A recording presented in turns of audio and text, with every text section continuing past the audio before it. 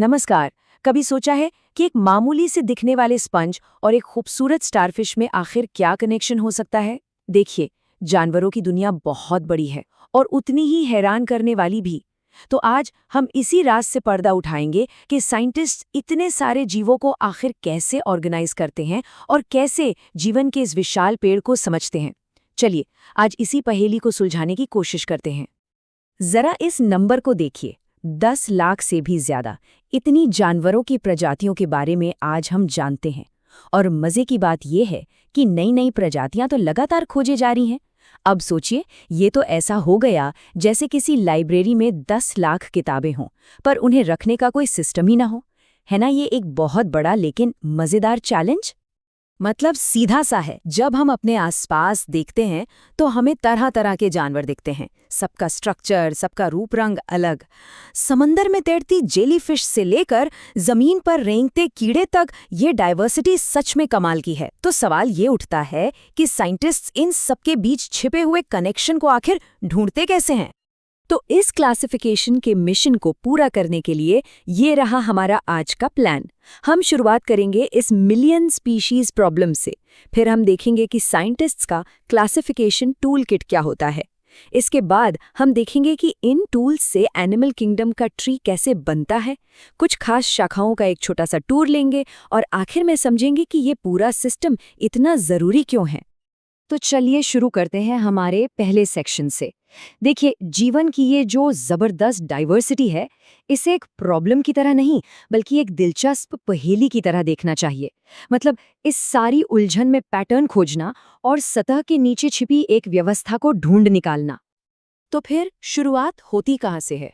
शुरुआत होती है कुछ बेसिक फंडामेंटल फीचर्स को देखने से जो सभी जानवरों में कॉमन होते हैं। मतलब इतने सारे अंतर होने के बावजूद सभी जानवर एक कॉमन इवोल्यूशनरी ब्लूप्रिंट शेयर करते हैं और यही कॉमन फीचर्स उनके रिश्तों को समझने की चाबी हैं। तो चलिए अब अपना टूल किट खोलते हैं। मान लीजिए कि हम कोई जासूस हैं और ये कॉन्सेप्ट्स हमारे वो टूल्स हैं। मतलब कुछ ऐसे खास सवाल जो हम हर जानवर से पूछते हैं, ये पता लगाने के लिए कि वो जीवन के इस विशाल पेड़ में कहाँ फिट बैठता है। हमारे टूल किट में जो पहला टूल है वो है लेवल्स ऑफ ऑर्गेनाइजेशन।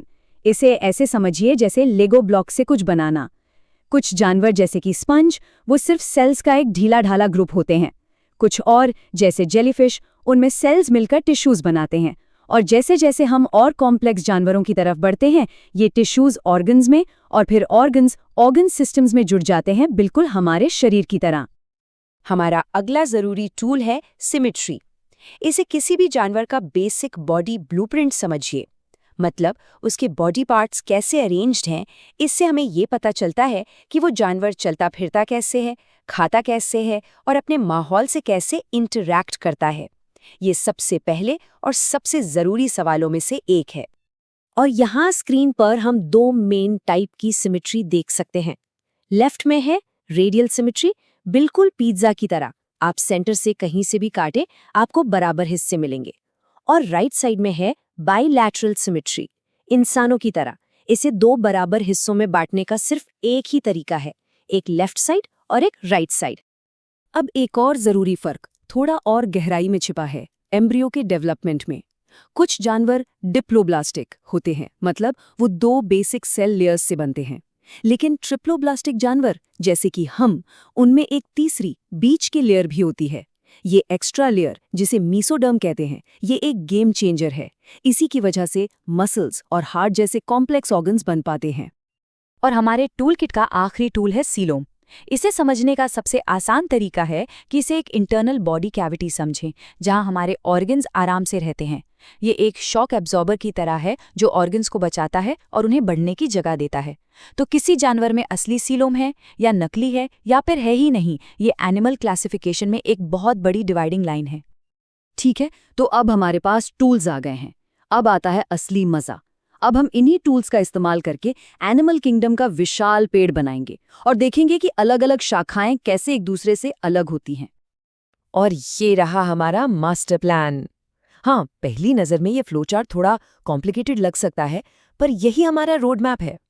ये बिल्कुल वही दिखाता है कि हम उन टूल्स का इस्तेमाल कैसे करते हैं जिनके बारे में हमने अभी बात की।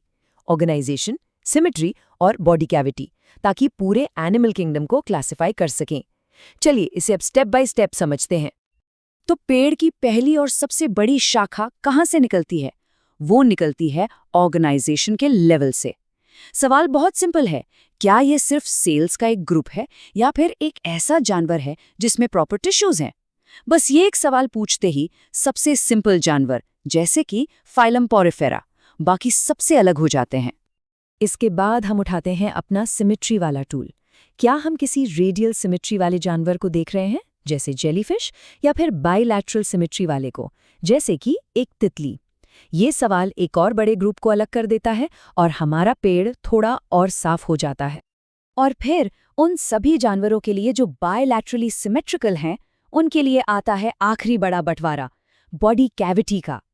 यहाँ सवाल ये उठता है, क्या उनमें एक असली सीलोम है, एक तरह का नकली सीलोम है, या फिर है ही नहीं? ये आखिरी सवाल जानवरों को और भी छोटे और करीबी ग्रुप्स में बांट देता है। तो अब समय है एक तेज एनर्जी से भरे टूर का। थ्योरी बहुत हो गई, अब जरा प्रैक्टिकल देखते हैं। चलिए कुछ सबसे जरूरी एनिमल फाइला से मिलते हैं और देखते हैं कि वो हमारे इस पेड़ पर कहाँ बैठते हैं।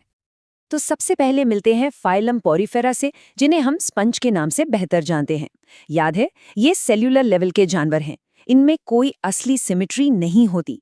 इनकी खासियत है इनका यूनिक वाटर कैनाल सिस्टम। ये छोटे छोटे छेदों से पानी अंदर खींचते हैं, उससे खाना और ऑक्सीजन फिल्टर करते हैं और फिर एक बड़े छेद से वेस्ट बाहर निकाल देते हैं। सिंपल लेकिन कमाल का डिजाइन। और यहाँ कुछ उदाहरण हैं, साइकॉन से लेकर यूस्पोंजिया तक, जिसे बाथ स्पंज भी कहते हैं। आप देख सकते हैं कि एक सिंपल बॉडी प्लान होने के बाद भी इनमें कितनी वैरायटी है। अब एक बड़ी छलांग लगाते हैं फाइलम आर्थ्रोपोडा पर, जो इस धरती का सबसे कामयाब फाइलम है। ये तो समझ लीजिए इवोल्यूशन के गेम के सुपरस्टार हैं। ये बायलैटरली सिमेट्रिकल हैं, ट्रिप्लोब्लास्टिक है, और इनकी कामयाबी का एक बड़ा राज है इनका काइटिन का बना एक्सोस्केलेटन, एक मजबूत प्रोटेक्टिव कवच। कीड़े, मकड़ियाँ, केकड़े सब इसी ग्रुप में आते हैं। जरा इनकी डाइवर्सिटी तो देखिए, हवा में उड़ती टिड्डी और तितली से लेकर जमीन पर बिच्छू और पानी में झींगे तक, इनके बॉडी प्लान ने इन्हें धरती के लगभग हर कोने पर राज करने का मौका दिया है। और अब बारी है एक बहुत ही अनोखे ग्रुप की, फाइलम इकाइनोडर्मेटा, यानी कांटेदार चमड़ी वाले जानवर। यहाँ एक बहुत ही कमाल की बात है, जो एडल्ट स्टारफिश होती है वो रेडियली सिमेट्रिकल होती है, लेकिन पता है इनके लार्वा बायलैटरली सिमेट्रिकल होते हैं। मतलब बड़े होते होते ये पूरी तरह बदल जाते हैं। इनके पास एक वाटर वैस्कुलर सिस्टम भी होता है, एक तरह का हाइड्रोलिक सिस्टम, जिससे ये चलते फिरते और खाते हैं। यहाँ हम स्टारफिश और ब्रिटल स्टार जैसे कुछ क्लासिक उदाहरण देख सकते हैं। सोचिए, इनका ये यूनिक वाटर वैस्कुलर सिस्टम इन्हें समंदर की जमीन पर कैसे चलाता होगा। इनका अनोखा रूप ही इनके खास लाइफस्टाइल की कहानी कहता है। तो इन सब के बाद सवाल ये है कि ये सब इतना मायने क्यों रखता है? देखिए, ये सिस्टम सिर्फ नामों को ऑर्गेनाइज करने से कहीं बढ़कर है। ये जानवरों की एक सिंपल लिस्ट को जीवन की एक पूरी लाइब्रेरी में बदल देता है। तो सार ये है कि ये सिस्टम सिर्फ एक कैटलॉग नहीं बल्कि एक नक्शा है। ये हमें उन गहरे इवोल्यूशनरी रिश्तों को समझने में मदद करता है जो हर जीव को एक दूसरे से जोड़ते हैं। ये हमें पृथ्वी पर जीवन की कहानी बताता है और भविष्य में मिलने वाली हर नई खोज को सही जगह देने के लिए एक फ्रेमवर्क देता है। और मैं आपको इसी सवाल के साथ छोड़ता हूं कि जब हमारे पास ये टूल किट है, तो सोचिए अगली बार जब कोई नई प्रजाति खोजी जाएगी तो वो हमें जीवन की इस कहानी के बारे में कौन से नए राज बता सकती है। खोज का ये सफर अभी खत्म नहीं हुआ है।